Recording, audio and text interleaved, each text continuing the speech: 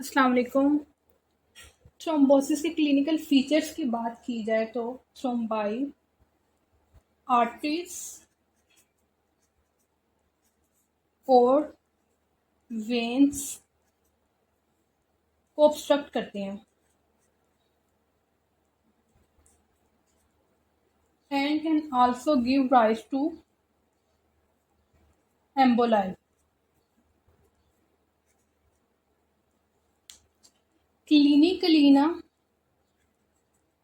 Site of thrombosis जो है, कि थ्रोम्बोसिस हो किस जगह पे रहा है, बड़ी अहमियत की हामिल है।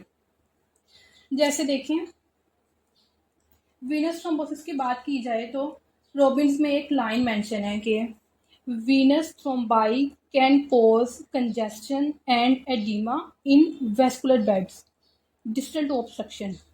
They are most worrisome because of their potential to embolize to lungs and cause death. ये लाइन देखें, इनमें वर्ड मेंशन है कंजेस्शन। इस लाइन को एक्सप्लेन करने से पहले मैं आपको कंजेस्शन और हाइपरीमिया का एक बेसिक सा ओवरव्यू दे दूं। ये देखें, हाइपरीमिया जो है, जब हम हाइपरीमिया की बात करते हैं, that is an active process while congestion is a passive process. Hyperaemia की कॉजेज देखी जाएं तो ये dilation and increases blood inflow, जबकि कंजेस्शन की बात की जाए तो ये इम्पेयर्ड आउटफ्लो की वजह से होगा। और वेसल्स कौन से इन्वॉल्व है हाइपरीमिया में? आर्टीरियोल या आर्टरी इन्वॉल्व होती है, while in congestion vein and venule is involve. Hue यानी कलर की बात की जाए तो हाइपरीमिया जो है that is redder, while congestion is blue red, जिसे सियानोसिस भी कहते हैं। Okay, so back to the line. Blood circulation की बात की जाए तो वेन्स जो है वो ब्लड ड्रेन करती हैं to the right side of heart, जहां से ब्लड लंग्स में जाता है फॉर ऑक्सीजनेशन, और वहां से ब्लड पल्मोनरी वेन के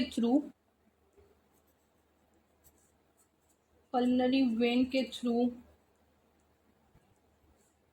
लेफ्ट साइड ऑफ हार्ट में जाता है। सो देखें, इधर है कि वीनस थ्रोम्बाई जो है, ठीक है, ये कंजेस्शन और एडिमा कॉज करेगा वेस्कुलर बेड में। कहाँ पे? जहाँ डिस्टल टू ऑब्स्ट्रक्शन, जो वीनस थ्रोम्बाई की वजह से ऑब्स्ट्रक्शन हो रही है उसके डिस्टली ये क्या कॉज करेगा? Congestion and oedema in vascular beds. और ये ज्यादा खतरनाक क्यों होते हैं, मतलब क्यों इतने, why they are considered so much worrisome? Because of their potential to एम्बोलाइज।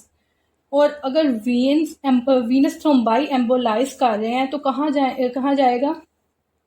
To the lungs and then it they cause death. ठीक है, अब ये तो हो गई वीनस थ्रोम्बाई की बात। आर्टीरियल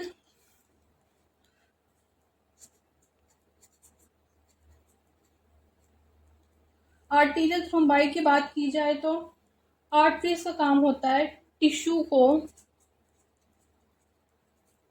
ऑक्सीजनेटेड ब्लड सप्लाई करना।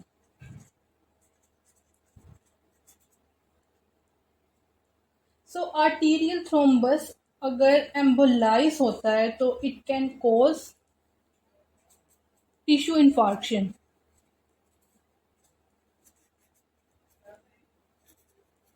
Along with that, their tendency to obstruct vessels like coronary, जिसने हार्ट को सप्लाई करना होता है, सेरिब्रल आर्टरी, जिन्होंने ब्रेन को ऑक्सीजनेटेड ब्लड सप्लाई करना होता है, वगैरह ये है। तो आप खुद ही इमेजिन कर सकते हैं कि किस कदर हार्मफुल हो सकता है अगर यहाँ पे जो है ऑब्स्ट्रक्शन हो जाए, ये कोरोनरी हार्ट को नहीं ऑक्सीजनेटेड ब्लड मिल रहा, या फिर सेरिब्रल को नहीं, तो टिश्यू इन्फॉक्शन हो तो किस कदर जो है ये हार्मफुल हो सकता है। अब वीनस और आर्टीरियल थ्रोम्बोसिस को थोड़ा सा इलेबोरेट करते हैं। वीनस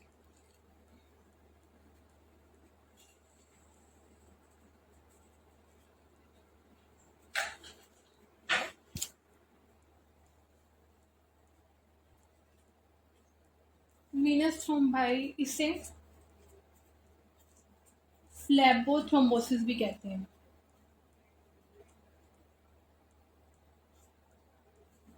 वीनस थ्रोम्बाई जो है ये मोस्टली लेग में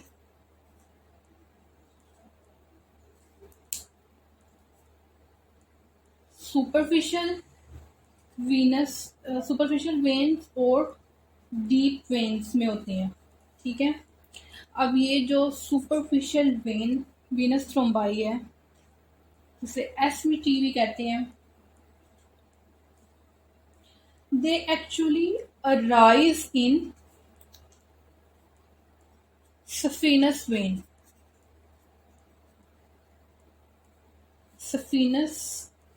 system, particularly in the setting of varicosities. Saphenous system का तो आपको आइडिया ही होगा कि सफीनस सिस्टम का काम होता है to carry the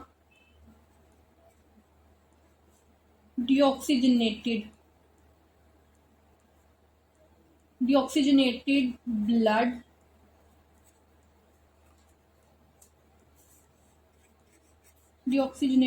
of leg and drain into heart. ठीक है, so SVT embolize बहुत रेयर होते हैं,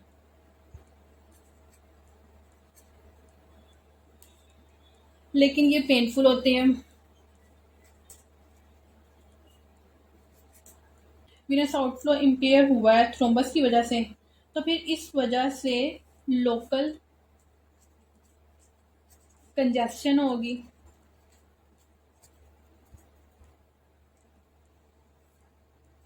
स्वेलिंग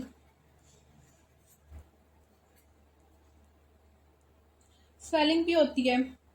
अब जब ये सिचुएशन है तो ऑब्वियसली यहाँ पे ऊपर मौजूद यानी ओवरलाइंग स्किन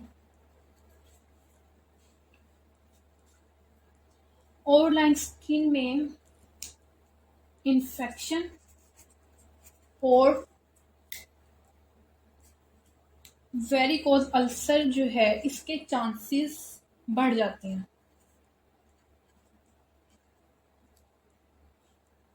ये थी एसवीटी की बात। डीवीटी की बात की जाए तो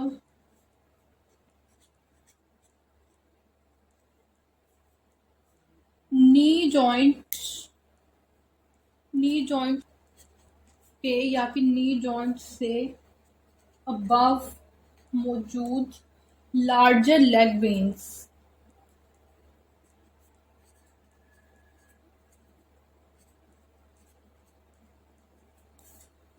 at larger leg veins at knee joint और above the knee joint, जैसे कौन सी होती हैं, popliteal,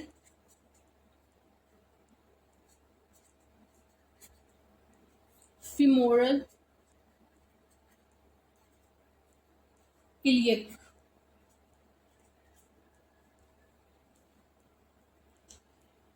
DVTs are more severe here, more serious here।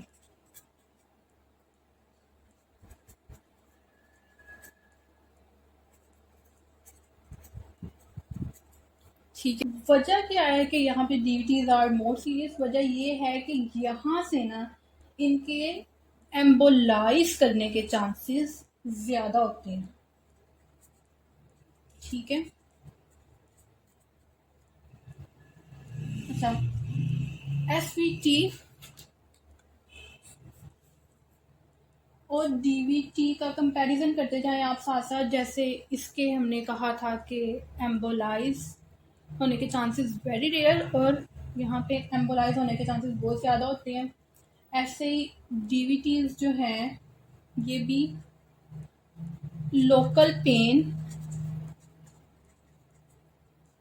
और एडिमा। लोकल पेन और एडिमा तो कॉज करते हैं, लेकिन जो है यहाँ एक बात देखें कि कोलेट्रल सर्कुलेशन की वजह से ना ब्लड सर्कुलेशन इतनी इफेक्ट नहीं होगी, यानी blood circulation circumvent. Venus obstruction,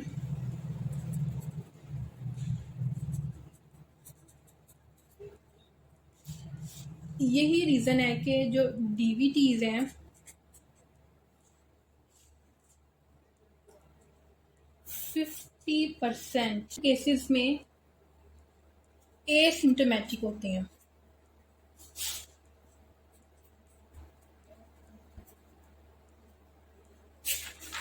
और इनका सिर्फ तब ही पता चलता है जब ये एम्बोलाइज कर जाती हैं। वीनस सर्कुलेशन है तो एम्बोलाइज होकर कहाँ जाएंगे? लंग्स में। अच्छा, लोअर एक्सट्रीमिटी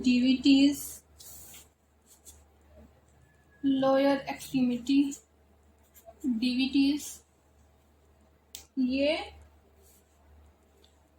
हाइपर कोएगुलेबिलिटी और स्टेसिस से लिंक्ड है। So common pre disposing factors, यानी ऐसे फैक्टर्स जिनकी वजह से लोअर एक्सट्रीमिटी में डीवीटी हो सकता है, these include congestive heart failure,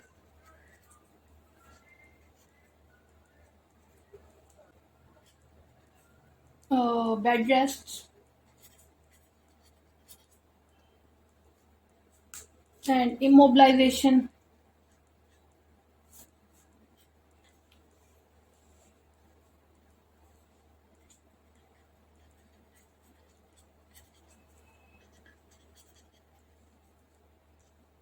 देखिए, ये बेड रेस्ट और इमोबिलाइजेशन की वजह से ना सीधी सी बात है कि लेग मसल का एक्शन जो है रिड्यूस हो जाएगा। ये रिड्यूस होगा तो वीनस रिटर्न स्लो हो जाएगा।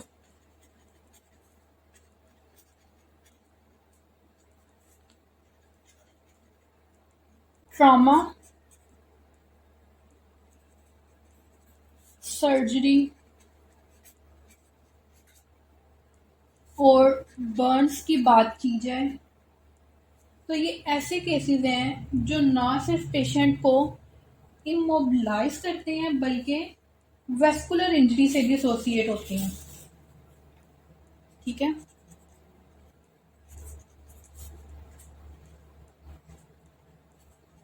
वेस्कुलर इंजरी से भी एसोसिएट होते हैं,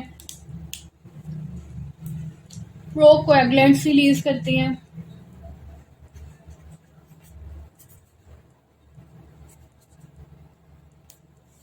प्रोकोएगुलेंट्स रिलीज कर रहे हैं तो जिसकी वजह से लिवर जो है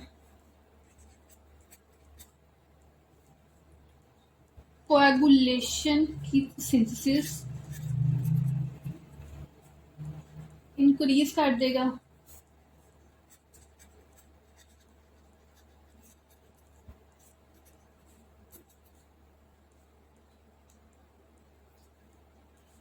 कोएगुलेशन की सिंथेसिस इंक्रीज हो जाती है, इसके साथ ही टिश्यू प्लाज्मिनोजेन एक्टिवेटर यानी एंटीकोगुलेंट्स, इनकी प्रोडक्शन डिक्रीज हो जाती है। बाकी प्रेगनेंसी थ्रोम्बोसिस को कैसे इफेक्ट करती है, थ्रोम्बोसिस का क्या काम होता है प्रेगनेंसी में, उसे देखते हैं नेक्स्ट पार्ट में। अल्लाह हाफिज।